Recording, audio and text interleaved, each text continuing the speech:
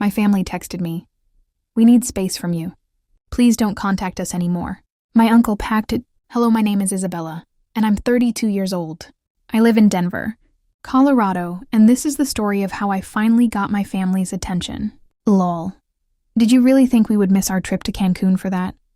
My sister's reply came through on my phone like a punch. My mother's message followed immediately. Don't try to make us feel bad. We've had this trip planned for a long time. I just stared at the text messages. The 3 dots that show someone is typing appeared, then disappeared. I typed my mistake and put my phone away. They thought that was the end of the conversation. Families teach you from an early age how much you matter to them. When I was 11, my mother forgot me at a school play because she had a hair appointment.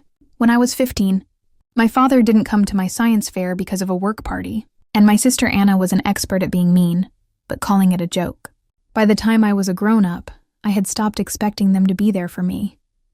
I learned to drive myself home from the emergency room at 19 after I passed out in gym class, so their messages weren't a surprise. They were just proof of what I already knew. But this time I wanted them to feel something. The surgery I needed was not optional. It wasn't for cosmetic reasons, and it wasn't something I could delay. It was the kind of surgery that happens in places, with white walls and nurses who speak in soft voices. I could have hired a driver called a friend, or paid for a taxi, but the family group chat wasn't about a ride. It was a test, and I knew they would fail. Their vacation to Cancun was not cheap, and had been planned for many months. Photos of white sand and pools were already on my sister's social media. They were so proud of that trip, almost as proud as they were of never admitting they were wrong. Perfect. I didn't get angry. I didn't beg.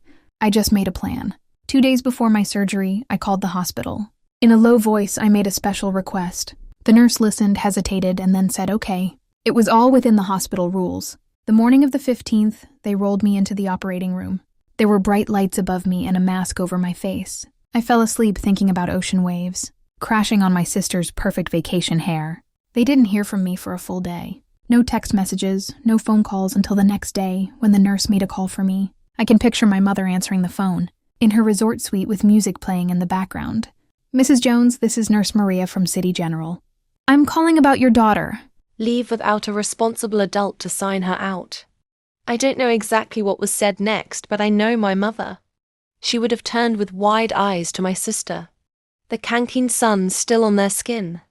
The vacation suddenly tasting like salt and guilt. They had 2 choices. Stay and finish their trip proving I was right about them, or end their trip early. Fly home and spend thousands of dollars just to save face. They flew home. When they walked into my hospital room, I was sitting up in bed, my hair clean and dressed in my own clothes. My mother's smile was forced. My sister's makeup was smeared from the flight. You should have told us it was serious, my mother said. I just tilted my head. I did. You just didn't want to believe me. The silence was so heavy you could almost feel it. I signed the release forms. They drove me home in an awkward silence. My sister kept looking at her phone as if she could text herself back to Cancun. The real punishment was this. By the time they got back, their resort had already rented out their room. They got no refund. The flights they had to rebook were 3 times the normal price. And every photo they had planned to post to make people jealous was never taken. I didn't even have to raise my voice. Just one simple truth told to the right person at the right time. When they dropped me off at my apartment, my mother muttered, "Next time, just call a friend." I smiled a slow and planned smile. "Oh, I will. Don't worry. There won't be a next time for you." The door closed behind me, and for the first time in many years I didn't feel forgotten. I felt like the one who got to decide how the story ended. It's funny how revenge works. You don't have to ruin someone's life. You just have to make them live with the truth they've been running from. What lesson did you learn from this story? Please let me know in the comments.